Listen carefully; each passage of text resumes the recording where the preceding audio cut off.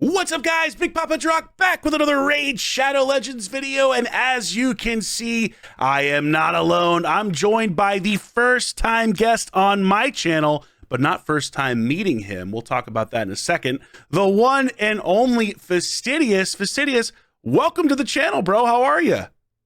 Feels so good to be here. How you doing, Drock? I am doing fantastic, and it feels good to have you here. We actually just got done doing a collab on Fastidious' channel, so I will link that in the description down below. Guys, make sure to go give him some love, give him a follow. One of the cool things about should I give him a teaser? Yeah, give him a little teaser. Give him a teaser. So it was the top 12 firmest dwarf booties in Raid Shadow Legends. He's telling the truth, and guys, that list was incredibly hard to put together. It's not hard easy. Indeed. Yeah, very Drock hard, but I think we did a great job. There was some real tight dwarf booties on that video. So yeah, link in the description down below. Make sure to click it when your mom's not around because it gets a little spicy. But one of the cool things about Fastidious is we actually met each other a year ago when I jumped on his channel for a live stream to his audience to talk about Raid. But the cool thing is Fastidious is actually jumping back into Raid, even though he was almost a Raid OG. Like, you started your initial Raid account in what, 2019? Is that right? Okay, playing Raid OG content creator, that would not be fair to the real OGs. I started making content in 2021. I did for like basically nearly all of 2021. I tried to make daily videos. I started playing Raid though, yeah, in 2019. Yeah, 2019 and content creating in 2021, and then you took a break, jumped over to Watcher of Realms. So you're a big Watcher of Realms, guys. So if you guys have seen Watcher of Realms content, you've probably seen Fastidious. But now you're back. You're jumping back into Raid, and that's the idea for the video today. And kudos to Fastidious for coming up with it. Great idea, which is you spent all this time in Watcher. You'd spent time in Raid previously. Now you're coming back. What's it like coming back? And how much do they need to fix, Fastidious? What's fucked up about this game? That's what I want to hear, because I have never played Watcher of Realms, and I've heard incredible things about just the overall interface and stuff like that. So I'm really curious to get your perspective as a returning player, but really a new player starting a brand new account, as to what that experience is like for you, given the vast differences you have seen over the last couple years. So that's what we're going to be talking about, my man. Yeah, no, I'm excited. Sorry I interrupted earlier with the dwarf joke. I had to make it. I thought of it and I was like, it needed to leave me. Listen, I needed to say it. Don't you ever fucking apologize for a dwarf joke on this video, okay? Like my audience respects and understands. You know, in fact, I should have pulled them up on the screen while we were talking. I know what you're going to say. They're down with the thickness. They are absolutely down with the thickness. And who wouldn't be? Just look at this, Fastidious. I mean, come on. Yeah. My God, she's built like a garbage truck. That's a garbage truck that I'd like to ride. Oh yeah, hell yeah. Anyway, we can literally just talk about sexy dwarves all damn day, because there really are quite a few sexy dwarves when you really get into it. That'll be the next collab. We'll come back and we'll do one on my channel too. But anyway, so Fastidious, you're coming back. Let's just dive right into it. What do you think? For you, what do you think is the biggest negative you've seen in jumping into Raid as a new player so far? Something that really kind of surprised you, where it's like, wait a second, it's 2025 and they still do it like this? Like, what the heck's going on? Yeah, no, I'm excited to talk about this, because I got to say, I'm back to the game. I'm very much sponsored by Plarium. I'm not hiding behind that. I was very clear, though. I'm allowed to be as negative as I want, as long as I'm not pure slander. And they were okay with that, so that's about to happen. Basically, I've done a lot of collabs. I've been on a lot of channels, and we've done, what are some of the good? What are some of the bad? We had a chat before this, and I was like, should we just talk about the really shitty parts of this game? Because there's a lot. Always down on this channel. Because you know why? Because that's the only way stuff gets fixed. I say this all the time. I agree. The only way something gets fixed is if it's brought to developers' attention, and if the community agrees with the sentiment, and if people pay attention to it, that's when it gets added to the backlog of stuff to fix. So I look, if you're one of those people who's like, I don't want to hear about negative things, just don't watch. You know what I mean? Go jump into the field and run around. Watch the dwarf. Watch the dwarf collab. There you go. Watch the dwarf ass. Yeah, dwarf ass collab on Fastidious' channel. Watch that. But if you are also somebody who understands, like, the only way stuff gets fixed is if you bring it up, and especially when you have differing perspectives, right? Like, you are a very different perspective than what I normally have in the channel, because you were a content creator, were almost an OG player of Raid, then took a long break and played a game that many people, even in my community, say is the model for, you know, what a gotcha game UI and experience should be like in terms of how it approaches player friendly just dynamics. So that's why I'm so excited to get you on here, because Yeah, I think you have a unique perspective, because I've never played Watcher. I don't know the differences, but I've heard from so many people like, oh my God, they do this so much better, or that so much better. So yeah, so what do you think coming back? What is like the biggest thing that stands out is like, why haven't they fixed this? Why haven't they changed this? totally. Yeah, no, I like having played Raid at the beginning and just been blown away by it. I was all in for it. And then it's not like I just went to Watcher of Realms. I just didn't make content for like a year and a half, 2 years. And I played a bunch of games. So I've seen a lot of the good that's out there. There's obviously a lot of good Raid does, but that's a video for another day. Let's just start with, it's kind of an overarching thing. The disaster that is the start of this game, it cannot be overstated how poor it is compared to basically any game I've played in the last at least 3 years. But you know, if not more, like it feels so stale and so dated. Like the new player experience that felt so fresh, grinding these missions, learning about the gacha genre. Because I think maybe like some of you, this was my introduction to these kind of games. It was so cool in 2019 because I was like, wait, it's like not anime style, it's not Summoner's Wars, and it's this hero collector, and there's stats, and I get to watch these people on YouTube, and there's a community, and it was so exciting that I think I had a lot of me, and I would assume many others had blinders up to how clunky the start of the game is. And I've said it on my channel already. I have a different video where I'm going to talk about it soon. But basically, I realized on day 4 that if I didn't have a sponsorship, and most importantly, if I hadn't played the game for like 3.5 years and knew it was going to get good, that day 4, there was a moment where I was like, oh, this is when I would have quit. This is the moment I would have quit. So essentially, I think the missions don't really teach you the game in any true aspect. I think that's crazy. It takes endlessly too long to get a 6-star and actually feel like you're playing the game, which you might not realize in the moment because if you haven't played the game before. But coming back to the game and having played all these other games that are similar Summoner's War style, you know, everyone copied Summoner's War, that kind of system, and you need to get your 6 stars. It's shocking how long it takes. And I think some people, I've heard the sentiment that this is some kind of rite of passage. And it's like, no, Raid's just tough and brutal and get used to it. Like, no, it's not fun. Like, we're playing a video game. We're not joining the goddamn Marines. Yeah. Like, not to compare the undertaking that this is, but we're not trying to put in our lumps here. We're trying to play the game, and then Plarium's trying to play the game and have fun, and Plarium should be trying to get us hooked on the game and have us spend money. And there's nothing to hook you, I think, if you've played other games at this point. There will be. Like, I'm just reaching it now on day 18. I'm starting to have some fun again, but it probably takes a good 2 weeks. Yeah, I think it's kind of wild. If I can just do one more thing, and I'm sure you'll have your responses. Yeah. The missions are bad. The challenges are a war crime. The challenges we should bring Plarium to the Hague for. The sewers of Arnok should be written about 100 years from now as the worst gaming experience in all the 21st century. I mean, I think if you guys haven't done like the Hell Hades free to play challenge, or just started a new account, or you're not new here, you don't realize what this is like. Like, you can only do it on normal. Yeah. So they ask you to do in the missions, but then you have to do stage 4, stage 5, stage 6, get attack bonus stuff, attack percentage, main stat stuff, and you can only do it on normal. Anyone that knows how to play a gacha game, I reached this when I was already farming Brutal 12-3. Because quite frankly, I forgot that a mission or challenge this insanely stupid existed. So I didn't prepare for it and do it fast enough that it was at a point in my account where maybe it could have been 1% valuable. It's the biggest time sink. It teaches you that they don't care about your time. They don't care about your resource management. They don't care about your fun. They just want you to, put in these proverbial lumps to go enjoy a game they want you to spend thousands of dollars on. It's the most backwards, dumbass shit I couldn't believe it. I got angry at myself for not remembering how bad it was. Because I knew the sewers of Arnok were coming, but it'd been long enough that I was like, how bad could it be? And people in my chat were like, you're going to spend a lot of time there. It's such bad content. And like, those are the moments where I had about 20 people DM me that downloaded my link and started playing when I came back to the game. And they're like, I had 20 people tell me like around in the first week, they're like, yeah, I'm kind of done with this. Thanks for the suggestion, but I'm out. And I'm assuming it was around then. Oh man, dude, you know what? You're so right. You're so right. And empathize with you because, you know, it had been such a long time since I'd started a new account until I did the Hell Hades free-to-play challenge last year. And I was like, my God, this is such a convoluted mess. And like these missions are designed to piss you off. And you know, the other thing, and I don't know if they've changed this and you'll have to tell me, but the other thing that really surprised me was they didn't let you instant level artifacts as a new player. You had to wait and watch for artifacts to slowly level up until you got to a certain level in the game.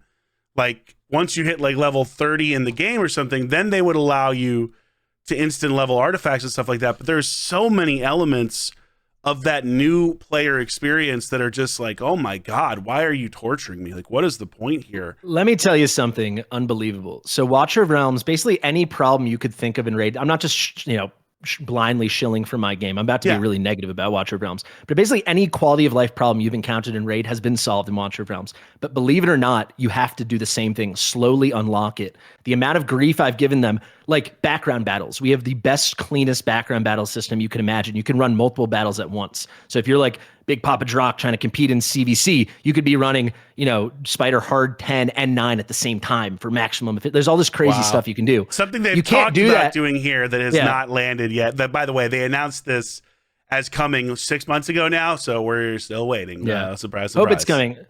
But there's a lot of stuff like that in Watcher, and you still have to wait till like a day of gameplay, 3 days of gameplay before you unlock it. And I'm like, I've told them, you lose the players by that point.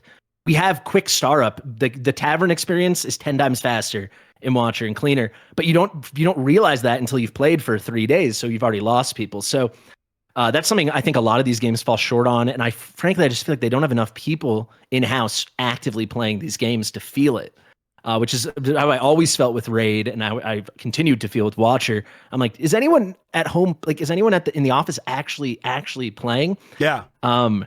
But yeah, I'd say that the big thing for me, right? The idea of the challenge is really good, right? Sure. What if the challenge was, instead of go to the sewers of Arnok, farm on normal until, way too late in your progression in your first week or whatever, go there and then get attack percentage, gauntlets, chest piece, boots. What if instead of that, it was, all right, you can do normal or higher. Yeah, you can do just any level. throwing that or higher, and then go farm some crit rate gloves or crit damage gloves from Durham Forest, where they have crit gear. Yeah. And then go farm, some speed boots from Stage 6. And all of a sudden, you're kind of teaching people how this game works and how gearing works and all that kind of stuff. I mean, we have players of this game, content creators, that would so willfully and would so willingly revise all these things. I bet you would do it. I'm sure Saphira would do it, right? Can imagine if he drew this up, and all of a sudden it's logical and it's actually teaching a lesson while wasting the player's time instead of just draining them of their resources and whatever modicum of joy they were having while playing the game that first couple days. Yeah, I think this is all common sense stuff, right? And like there's so many areas of the game, as an end game player I could talk about, but it's nice to hear like that kind of brand new perspective, especially coming from, spending so much time in other games. That it's like, why aren't we improving this stuff? And here's the funny thing, though, Fastidious. This may sound insane, but is 100% true.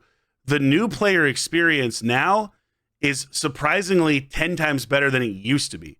It used to be even worse. For sure. Because now at least they give you more silver and they give you better champions to start. And I know you have a link to get, I think, an Ugo, right? As part of, it's better than that, baby. It's better than that. Plug in? Yeah, go ahead, plug away, Corrado, Tagore, Ugo, Rector, all within like 3 days. You get the first three within the first 2 hours. Yeah, the quad. Also, good champions. Corrado, maybe not, but the other one's definitely good champions. Watch your tongue, buddy. Yeah, listen. That's the Fox Hunter you're talking about. I know exactly what I'm talking. I like his partner. I like that Yumiko action, but it's crazy because like they've improved some aspects of it by giving people more silver or by giving them better champions, but it's like you haven't fixed the core issues of what you're asking people to do. And we were talking a little bit about this off camera, and you were talking about Watcher Realms doing this, and you aren't necessarily super against it, but I hate it.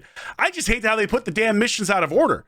Why is the freaking force potion bullshit coming after the magic one when in the order of how this works, it goes freaking force, then magic. And they do this to purposely slow you down. Now, I understand why they don't want you going through everything too fast, but like realistically, you're never going to have that occur in Raid anyway. This game is such a massive grind from start to never ending, because it really does never end. That what the hell are they actually worried about? So Yeah, I agree with you. I think that like starting point of like these Sewer of Arnok missions suck so hard.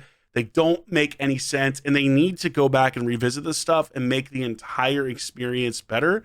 And the thing is, it doesn't take a lot of effort to change just a couple of those things in a database so that you open up those missions to have either more gear that fulfill them or to have a higher difficulty fulfill them.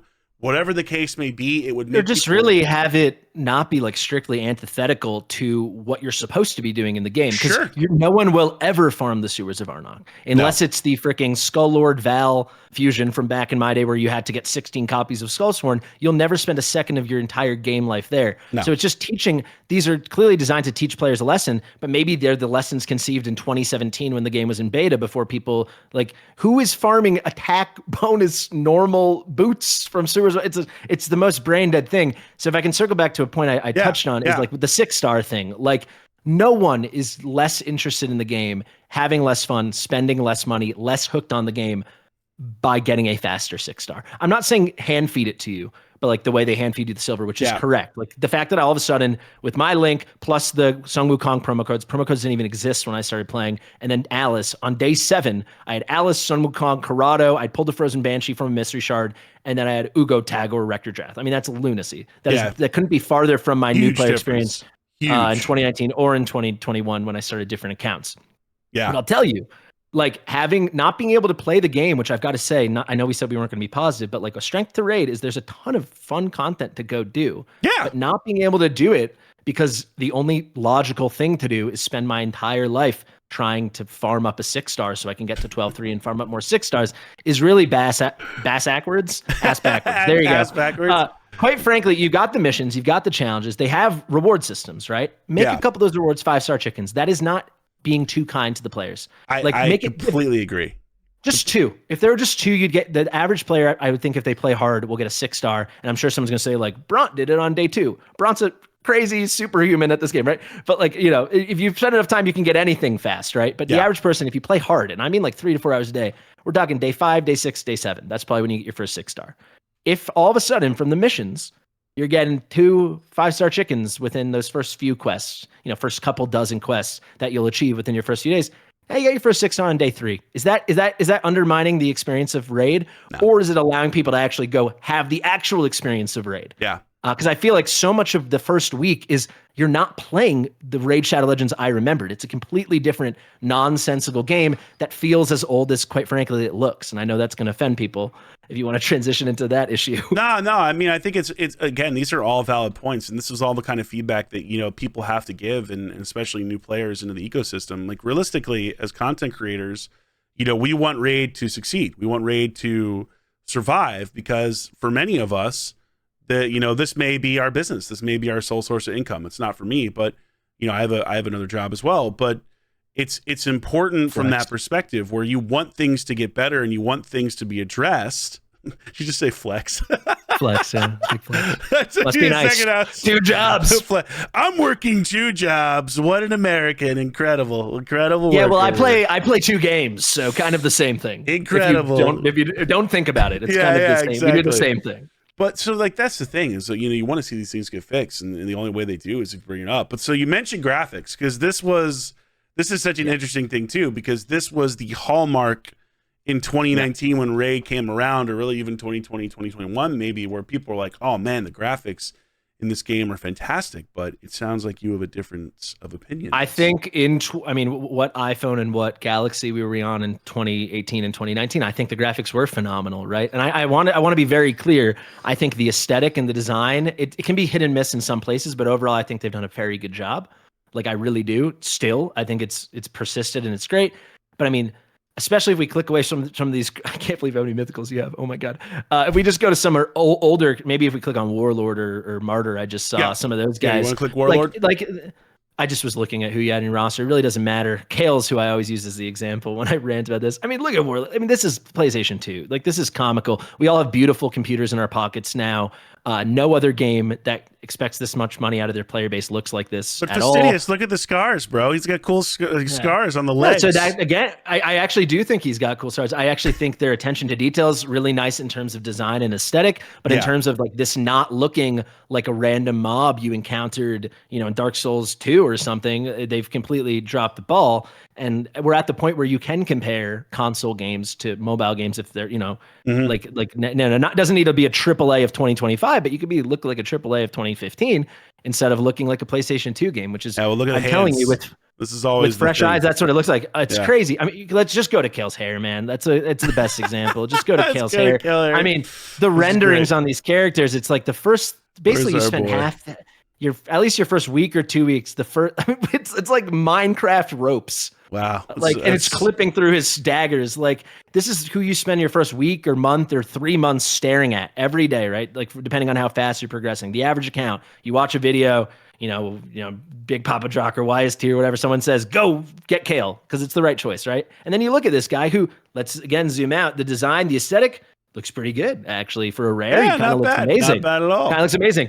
But his rope Minecraft hair keeps clipping through his shoulder blades, and then I go, "Am I going to buy that pack for one sacred shard for $55, or am I going to go download a game that was designed in the past decade?" Is stroking his shaft through the shaft. You know what I mean? Like, you can't have that. You can't have hands. That's a topic for another video.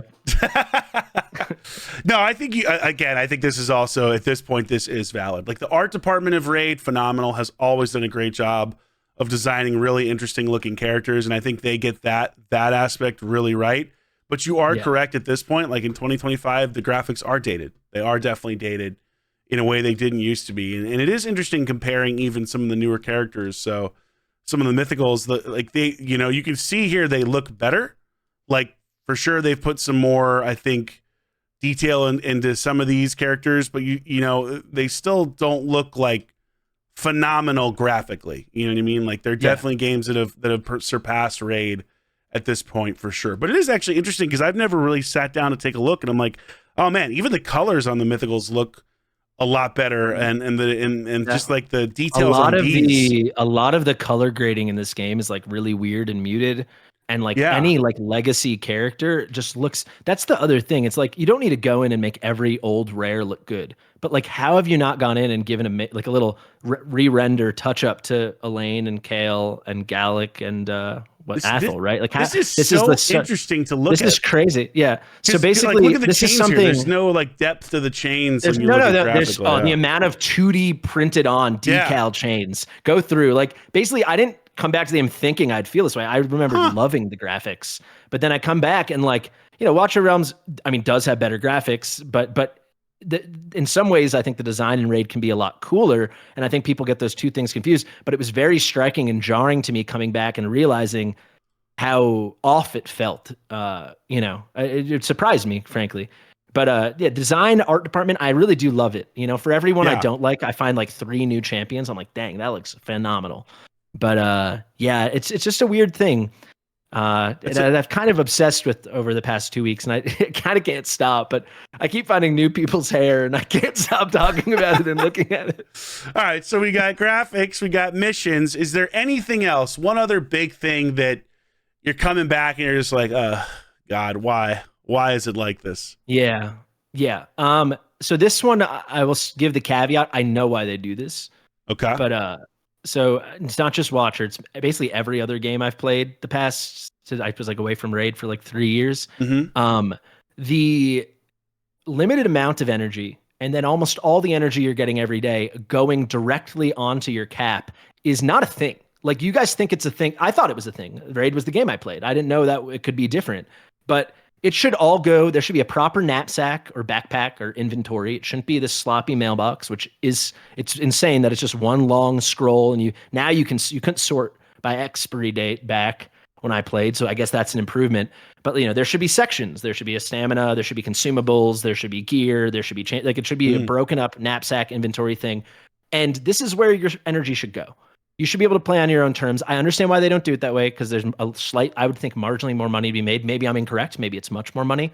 But it should be in some kind of overflow system. Every other modern gacha game that I've played does this. Wuthering Waves, Genshin, Watcher of Realms, obviously different scope there, but I'm just telling you different kinds of games, right? I know they do in Honkai Star Rail, kind of getting into those anime style ones, but they've done it in every game I've played. So it's just very weird constantly feeling this pressure, which I understand is part of the business model. Yeah. Feeling this pressure, feeling like you're inefficient, feeling that you need to grind more. But I think in 2025, it feels completely wrong. So like, even if that is, that's how they want to make money, I think a lot of people will come to that. And if they played any other games, they go, oh, so this is bullshit. So Yeah. I don't want to play this anymore. Yeah. So like, I think I just want to, I guess that's like my final conclusion. I know a lot of what I said is people are going to react being like, no, what are you talking about? The graphics are awesome. Or no, what are you talking about? The missions are just part of it. The challenges are just part of it. Oh, that's just how energy works. And I get it. Like that was me. Because you play the game every day, you just accept your realities, and it becomes. I guess that's just how it goes around here. But we're in a time. I mean, it's 6 years after I started playing this game, and I've played a lot since, and it all feels very old and off. And I'll tell you, just like anecdotally, from all the it was not everybody. A lot of people I brought over with me are loving the game, but a lot of people were like, "Oh, I don't like this at all." And I would think a lot of it comes from these things. It feels a little cheaper. It feels a little older. It feels greedier. It definitely feels greedier. That's the right word, Fastidious. It feels greedier. And I think you're right, because for what? For like how much money are they really making off of these things?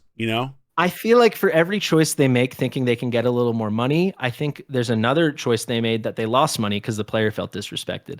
Yeah. So I think if they could just reevaluate, or like I'm telling you, like I know these games don't want to do it, but like hire like a couple content creators and like 20 players you really value. You could do a big survey, honest consultants for like a 2-day project, right? And then just take those notes and then hire like freaking McKinsey, like someone that doesn't have to do with any of this, and like evaluate the legitimacy of those things. Pay the analysts to run the model, right? You guys are worth so much. I'm telling you, like I maybe I'm a delusional content creator, but I think we have our finger on the pulse of community sentiment well enough. I'm convinced if those things were smoother, there'd be a lot more new players, and people wouldn't be talking about the game, quote unquote, dying, or people wouldn't be obsessively looking forward to Godforge, which we all hope is a success. But I think people would actually be like, wow, this game's fresh and new people are coming and it's growing, as opposed to stagnating and having to freaking hire Watcher of Realms creators to. No, I'm just kidding. You know what I'm saying? Brother, you're preaching to a man who firmly believes exactly what you're saying, because I have done so many videos on different aspects of the game, mainly for like end game players, that I feel exactly the same, where it's like, why are we so punitive?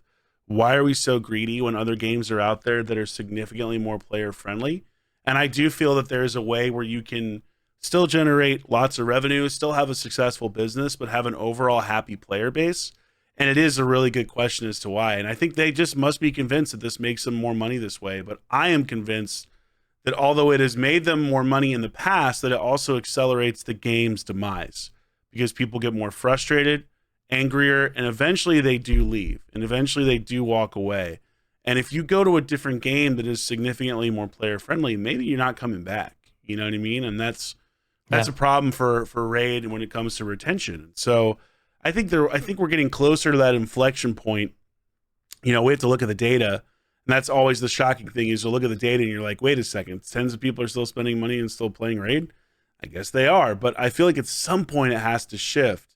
And some of those quality of life changes could really help to stem that tide and to get people more on Plarium's side of like, okay, we get it, you're a business, you have to make money, but at least you're doing things that we can look and see are better for the player, and you're learning and you're improving player overall experience. So yeah, you're not going to hear me disagree. I am 1,000,000% in agreement on all of those points, but especially the last one, as someone who's played this game now for 4 years, which is I realize I'm not just preaching to the choir. You're like the goddamn choir director, but that's why it was a fun thing to talk about here. I guess the TLDR is like, I do think they're leaving money on the table by not addressing these things. I think you cannot argue this is not a huge success. I hear a lot of people saying it's dying. That's lunacy. Like, a game doesn't make it 6 years. It might go down, but sure, this game has years and years and years left. It really does. You reach a point in this genre, there's no, things could change, but it will continue. So I really think they could, just reevaluate some of their models and the systems within the game, both in terms of gameplay and monetization. And I think they could surprise themselves. There's a lot of stuff that is really cool. This Alice chase has been a freaking blast. Yeah, I love those. The way they've done that, and how that's so much more player friendly, where they're giving away good souls just for basically playing the game. That's such a major win. Like, that's the kind of stuff they need to do more of. So it's nice to hear that. And I'll tell you, if I can do one more positive, and then I'll end on a mixed note. Yeah. One more positive. Like, I haven't done a Titan event yet, but I've heard a lot about them. I understand why people don't like them, but I kind of love the idea that you get to pick. You not even get, but like they're forcing your hand to pick and choose. Because as a free to play, I still did. Now I'm doing this ball in the budget thing, but I was free to play forever. I still did like every fusion, right? I'm sure they were slightly easier or whatever. Like we had Brogdon, that was a hard one, but you know what I'm saying. Yep. But it kind of like, well, why the frick not? Like, why wouldn't I do it if I can do it? But now with this Titan thing, it's like, oh, you get to really, I feel like you get more agency and you get more choice. And it's like, are you the collector guy, or are you like, oh no, I do every other one and then I claim that soul? I think that's completely new to me. I haven't even done it yet, but the idea of it, I think is a nice way to move the game forward. I think that's really cool. To end on a mixed note, I cannot get over how much I like super raids. And I cannot get over that it's not in everywhere. I know we talked about this off camera, but it is a jarring experience. I finally started farming Minnow last night. It was a good moment. I had like a 500 daily login, and I was like, my tag was ready. I just 6-starred him, so I was like, we'll get some free levels this way. It's insane. It's a piece of code that they've already written. They're choosing not to add it. So not having the keeps, not having the Minnow is teaching players a lesson. Like, a lot of your time isn't valuable to us, only the money. And that's not a good lesson to be teaching in 2025. Completely 1,000,000% agree. And that's a great note to end on, where it's like, come on, Plarium, cut the bullshit, man. Like, get super raids in every part of the game. It doesn't take a lot of time. Stop lying to people. We know it's easy to do from a coding perspective. It just frankly is. That's how coding works. And, on top of that, while we're at it, how about we actually get up to stage 20 on Minotaur? How about we cut the bullshit there too? And we make it a little bit easier for people to farm scrolls. Just a thought, but what do I know? I know why they're not going to do. That one I know why they're not going to do. We know they're not going to do that, but I'll still ask. So, Fastidious, thank you so much for coming on, man. Anything you want to share with the audience before you go? Obviously, we talked about your channel, guys. Make sure to check them out, but anything else you want them to know about you? Yeah, I guess I'll just say this has been an honest kind of video, so I'll be honest. I started a new channel for this, which is always hard to do. So if you want, go check it out. And then if you like it, you can go subscribe. But regardless, maybe I'll see you in Bront. I've been talking to Bront too much. Sorry. Brock's live chat. I'll see you if you're there on Catterday. I'll see you there. Otherwise, I'll check you out in the live arena. Brock's in my chat sometimes too. So you understand? I'm a big deal. I'm from Watcher of Realms. Okay, all you raid creators are the same to me. Right, it's a PR this, PR that. His books are rich, leather. Bront and Drock and Doc and Doc. Smells of mahogany. I totally get it. We get it. Now, a whale's vagina. That's what I'm trying to say. San Diego. Oh shit, dude! Thank you so much Drock, for coming on. It was awesome. This is really fun, and I appreciate you having me. And I'm excited to watch everything you've got coming up. 100%, dude. Well, I look forward to checking out our video on your channel, guys. I hope you enjoy it as well. Leave us a comment down below if you agree with what we're talking about. I don't know why the hell you wouldn't agree, but there's always that one person who doesn't, so I'll read that comment too. But thank you so much for watching. I'm Big Papa Drock. This was Fastidious, and we are out.